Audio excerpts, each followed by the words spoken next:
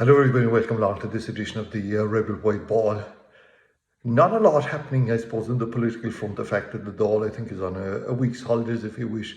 But we do know that Joe Biden is crossing the Atlantic for a G7 summit. That's where the seven richest nations, I think, on the planet have a bit of a get-together. But prior to that, I believe he's going to be meeting with Boris Johnson. And let's hope on this occasion that Mayo Joe really puts on the Irish jersey to try and strike a bit of sense into this particular guy. Obviously, this whole Brexit situation is going to come up, and we've got the Northern Ireland Protocol, we've the withdrawal agreement, we have the Belfast Agreement, and I think that, that Boris and his crew have serious difficulty with understanding basic concepts of what international agreements are always about. Then, of course, they come from a long line of people that had difficulty in that regard, understanding the rights of other nations. And a lot of this comes down out to this whole Northern Ireland setup, and we have Lord Frost, who is the chief negotiator, Britain's chief negotiator, who more or less said somewhere during the week that the protocol wasn't workable, despite the fact that if I'm not greatly mistaken, he was one of the guys that was involved in negotiating this. So, I gather as well that a lot of the other European countries are not at all impressed with what's going on, and that they've got to realise there has to be some sort of checks. Definitely no hard border, and Northern Ireland. I suppose these hardline unionists must accept there's a price to pay. So hopefully some good will come out of that. But then again, we're heading towards the marching season, and that's when Northern Ireland can get really volatile. The situation can get volatile up there, and that certainly brings no good to anybody. Then we have the whole DUP scenario, and I know that some of us, when we look upon that particular political entity and religious entity, we're not totally sympathetic when they're going through their grief. There seems to be a lot of issues within the party. Some would say that the party's tear itself apart. No, forgive me if there are lack of tears around here for them. But we then have the scenario where Edwin Poots is the new party leader, and he's not going to be the First Minister designate, I think is the term they're using. A guy called Paul Givan, who I've never heard of, is going to be assuming that role, and that's going to be, an unusual scenario where one of the main political parties in this agreement, where his leader is not going to be, the First Minister. So we're going to have to watch how all of that plays out, and of course, the effects of the meeting between Joe Biden and Boris Johnson may not be, may not come into reality for a while, but hopefully some good will come of it. Nearer home, we saw the battle last week that took place in the Dáil between Michael Collins, the TD for West Cork, and Micheál Martin about a fishing debate. Well, I noticed that there will be a fishing debate now. I think it's going to be on next week, and Crystal O'Sullivan, who's the Fianna Fáil TD for West Cork, would argue that he has gone about it the right way, in that he made the submissions to the business whip, and because of that, there will now be a debate. And I think there was a veil cut at Michael Collins in a statement by Christopher, where he said that it was better to go through this method of diplomacy to get the debate, to make sure the debate became a reality, rather than trying to change the Dáil order of business at the last minute. So again, we'll be seeing how that plays out, but absolutely no doubt that the fishing industry does need it, or does it need a Dáil debate? Well, it needs some sort of a debate, because there's a lot of issues and a lot of grief among the various people that are involved in a valuable industry for this country. Moving on to sport, and we'll start with Gaelic games, and this weekend is kind of the final rounds of the Alliance Leagues, if you like. The Hurling League, as you know, as we mentioned on several times too, a series of high-profile challenge matches. And the football is a bit more cutthroat, because there is promotion and relegation involved in it, and this is where Cork are involved. They play Westmeath on Saturday in Páirc Uí Chaoimh at 2 o'clock. and were they to lose this game, they'd be relegated to Division 3, which would be nothing short of a disaster from a Cork point of view. I think they can beat Westmeath, but they got to be, I think, maybe a little, it is me now giving advice about this, they've got to be a little bit more positive going forward. And when I think of players like Rory Dean and maybe Ian Maguire and fellas like that, when they're going to be fouled, as they will, rather than turning back towards their own goal, I'd be hoping they'd be driving forward at every possible opportunity. I think it's so important that Cork get off to the right start here. I'm not saying that the game would be won or lost in the first quarter, but I think markers have to be laid down. This Westmeath team, I know they lost their games, all their games, but only Justin could have won them just as well. John Heslin is one of their better known players. He'll be their main scorer. He's a well-built athlete, and he will cause problems. Then you Fola Iroke, the guy who came on and got a very important goal for them. Jerry Egan and Ronan O'Toole are players that are well known. But I mean, let's be realistic about this. There's no team in Division 2, which this is at the moment, that Cork can say, yeah, we'd hammer them far from it.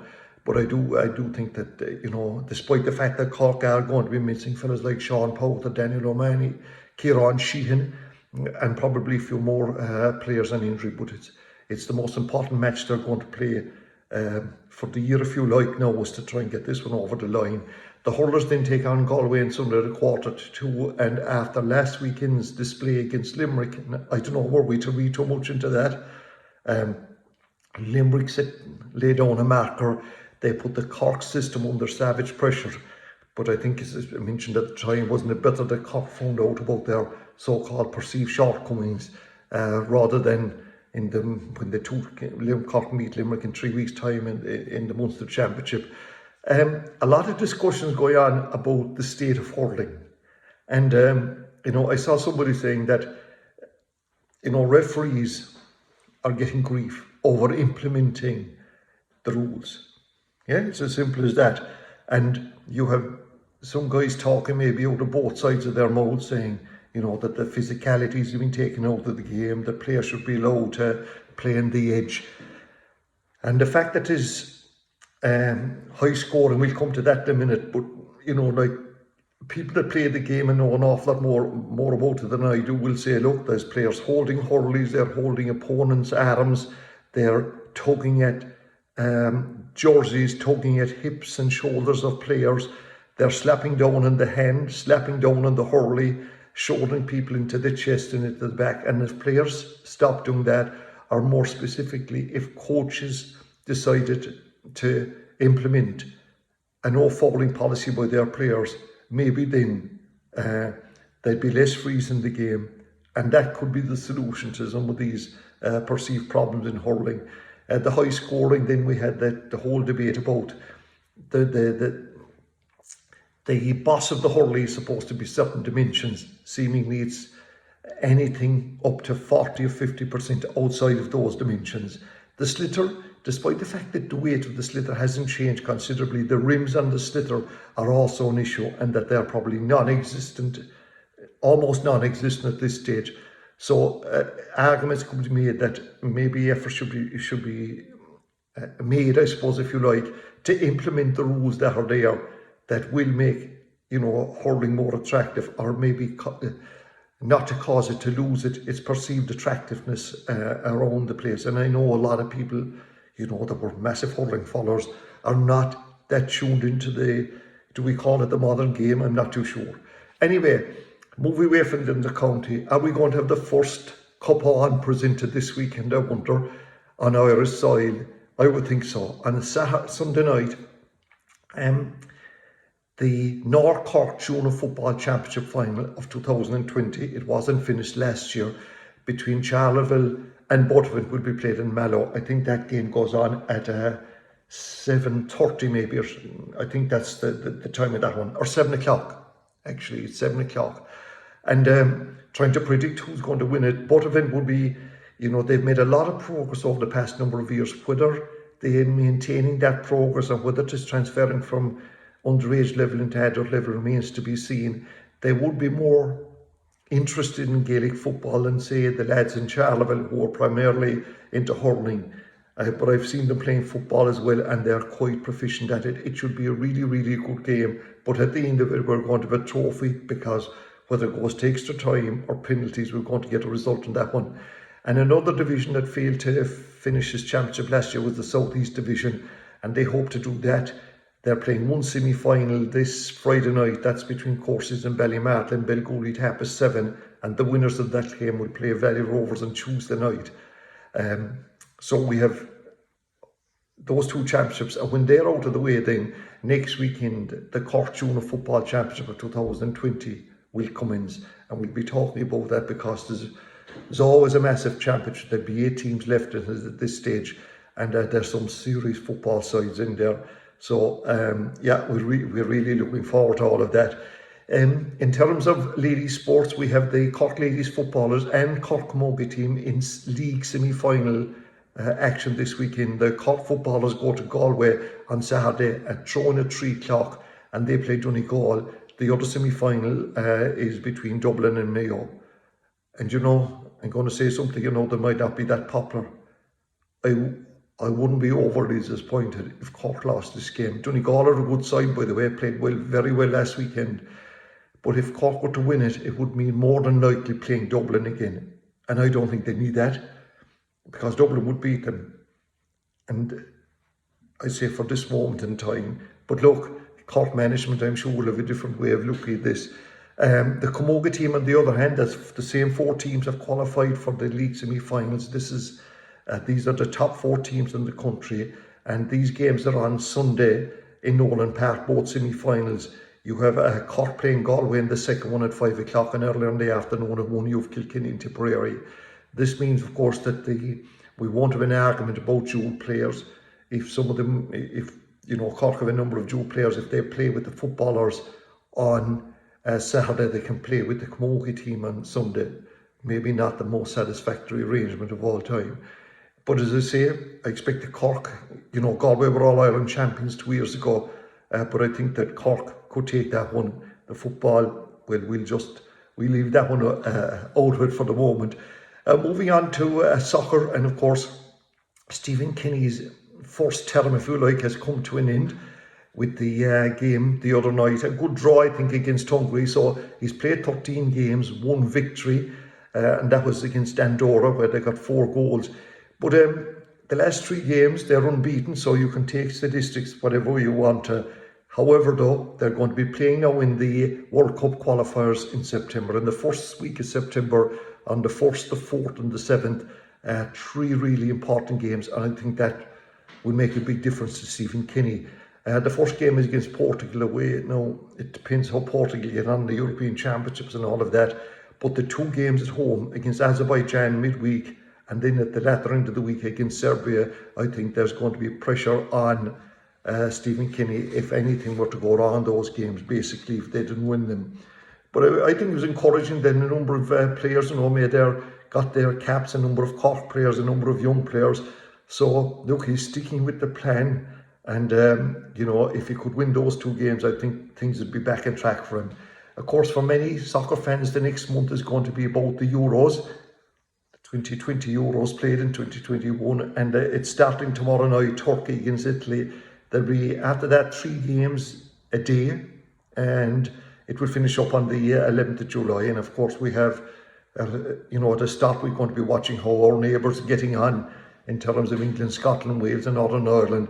But then, of course, as the time goes on, when England will get a little bit cocky and the cups will be coming home, we'll obviously be waiting for them to fall, and there's an added interest from Irish folks, or for some Irish folks, that the fact that you have Declan Rice and Jack Grealish, 2 guys that played for Ireland in the past now. They are English, their parents are English, but they did avail of whatever granny rule that is in this country, or grandparents' rule. And of course, it caused a lot of grief when they decided to not don the Irish shirt to wear an English jersey instead. So I think that will be adding, you know, that's the kind of nation we are, it will add some bit of interest. The world of rugby, well, this famous Rainbow Cup that I've been talking about has finally collapsed. Good, I would imagine, because this weekend, the last round of matches, every one of them are dead rubbers at this stage because of the decision yesterday they were playing Binnerton, Ospreys were, and if Munster playing Zebre tomorrow night, and then, had they won, which they will of course, Zebre, did they ever win a match? But anyway, it means nothing now because the Binnerton Ospreys game has gone off because of a coronavirus situation, and when a game goes off, the score I think is deemed 0-0, but 4 points are granted to the team who's not at fault. That means Binnerton picked up 4 points, they can't be cut. And imagine in the Rainbow Cup final next weekend between what's considered the best in the Northern Hemisphere of Ireland, Wales, Scotland, against South Africa. And Italy, by the way, in the Northern Hemisphere, are going to be represented by Binnerton. Now, I wouldn't know a huge amount about them, but I would think that would be nearly the equivalent of Kilkenny representing Leinster in the All-Ireland Football Championship. And I noticed that Scott Faraday, I think he's the guy that plays for Leinster, he's finishing up with them again, and he more or less said he's not sorry to go the way the rugby has gone. He's talking about the physicality about it and all of that, but also the amount of delays and stoppages and captain's calls that some of the games are nearly going on over 2 hours. So I think the rugby authorities will need to have a look at that. But anyway, it would appear that for the rugby folk, holiday time has arrived. We're not going to be that interested, I would imagine, in how Binnerton get on against whoever South Africa send up to represent them in that particular Rainbow Cup final. Finally, we're nearly there, folks. What an incredible couple of days it has been for Bearhaven Golf Club from Castletownbere, as they're in an All-Ireland final as we speak and doing quite well. Yesterday they won the semi-final of the Jimmy Brune Shield, and they're now up against Baltinglass of Wicklow. It has been played up in Donegal. Tim, I don't know who else is up there. The 10 guys representing the Bearhaven Golf Club, a huge number of them would be former and present footballers in the Beara division, mostly with Castletownbere. And I think that the experience these guys have gained through various guises and GA pitches is going to stand them in good stead, and would be an incredible feat for a small 9-hole golf club in the Beara division to win that particular championship. We'll know a little bit later on how they get on, but as I speak, I think they're doing really well. Finally this week, we say goodbye to a great character that entertained us on many occasions, that we travelled into Páirc Uí Chaoimh and Páirc Uí Rinn, and that's the grounds. That was the groundsman, Tommy Lynch, nearly 92 years of age. He was ever present, and since I started going in there, over 50 years service in various guises in a voluntary capacity. He had the keys, I'd say, of both places. He was the greeter, the person you met on many occasions when you came to the main door, back door, side door. Tommy was there. He was possessed of decency, honesty, and a great sense of Cork City humour, which he wasn't afraid to bring to bear on any guy that was acting above his station. He was a great friend of many of the inter-county players over a huge number of years. Team managements, when they visit, when you were getting in there, Tommy was probably the first line of contact. And I know the outpouring on social media is a testament what he meant to the people. As I said, I had the pleasure of meeting him on many occasions, and anytime I left his company, I know, so I certainly was laughing. I don't know whether Tommy was or not, but a really nice person, great guy, and may the Lord have mercy on his most gentle soul. So until we meet again, that's it for this week.